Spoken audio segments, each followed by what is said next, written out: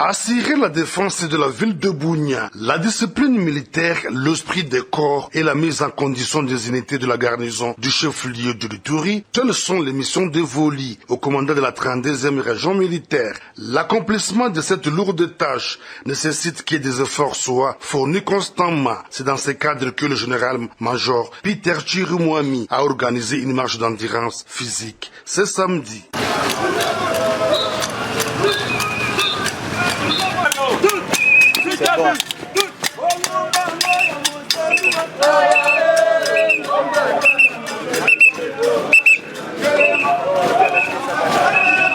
État-major de la 32e région militaire, point de départ de la dite marche, les éléments de FARDC ont sillonné les différentes artères de Bunia.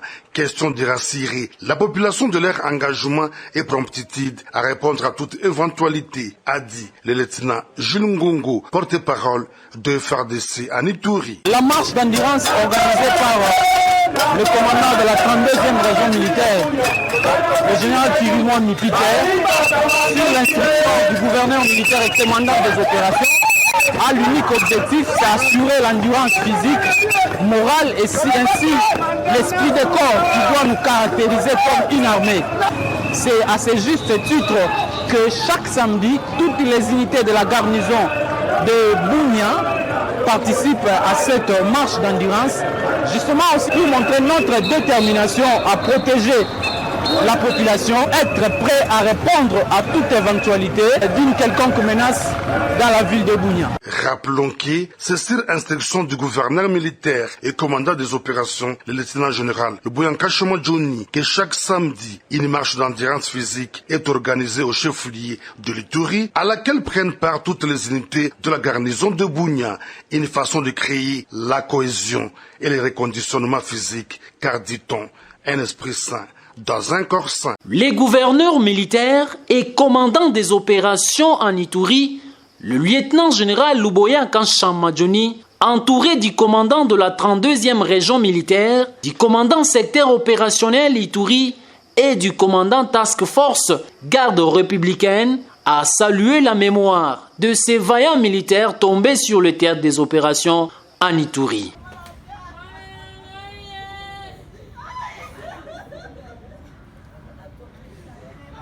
De la morgue de l'hôpital général de référence de Bunia à l'aéroport national de Murongo, des hommages ont été rendus à ces deux militaires. Le major Kennedy Muzinga, diplômé d'état-major et soldat de première classe au Passo Souleymani.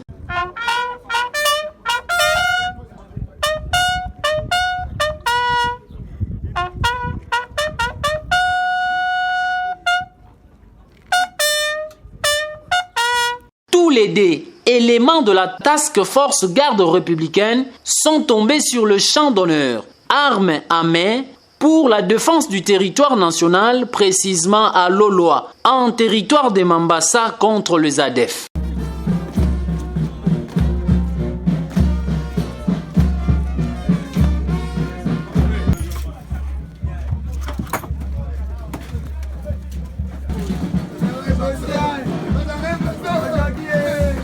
Ces vaillants éléments de forces armées ont servi les pays sous les drapeaux avec abnégation dans les différentes opérations en territoire de Djougou contre les Kodeko à Lipri, Nyangaray et Ngongo. De même en territoire du Roumou contre les ADF à Boga et Tchabi.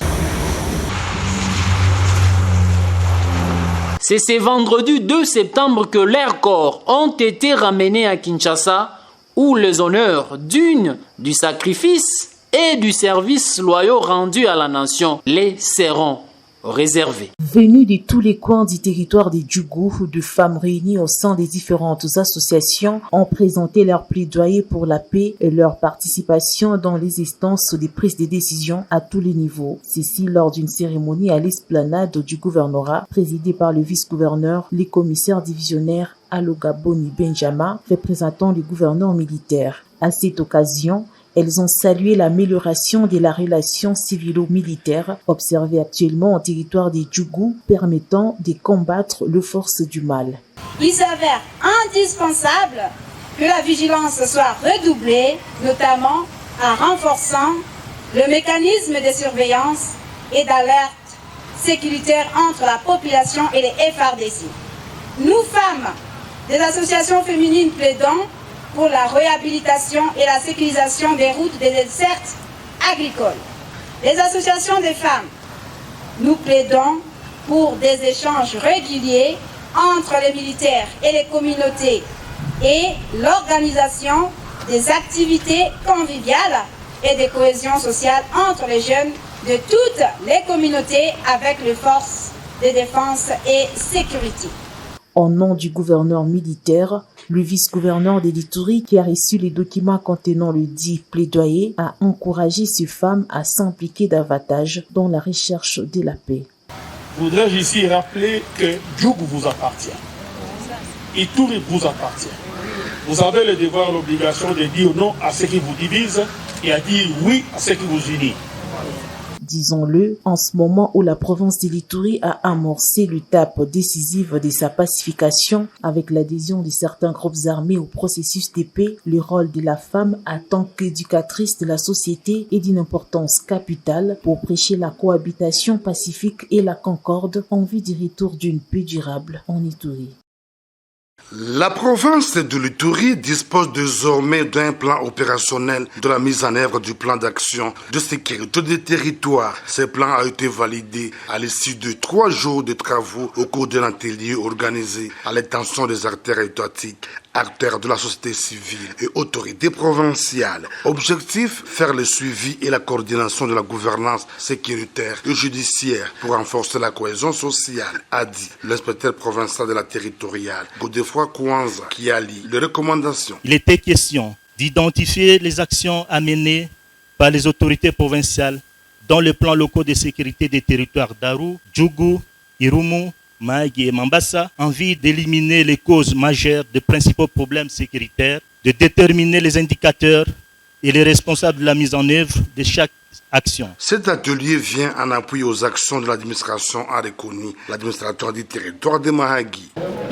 Cet atelier nous a permis d'acquérir beaucoup de notions liées à la gouvernance sécuritaire, ce qui nous permettra de bien travailler surtout lors de nos itinérances et en matière de sécurité dans l'exercice de notre fonction. Niki Douma, représentante pays de VNG international, énumère certaines actions en cours dans le cadre de ce programme. Oui, cette activité, sous l'invitation du gouverneur de province de l'Ituri, a porté sur la validation d'un plan opérationnel provincial en matière de la gouvernance sécuritaire pour appuyer la mise en œuvre des plans locaux de sécurité des différents territoires de province.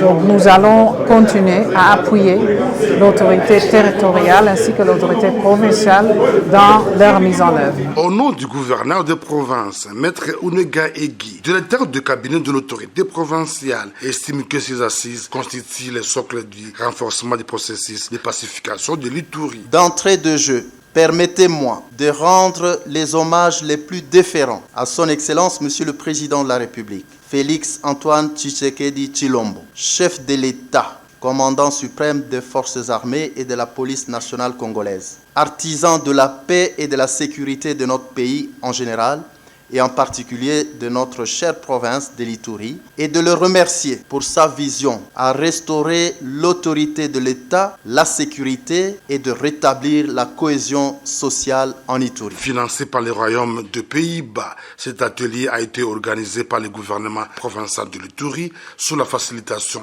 du consortium VNG International et Corps d'aide.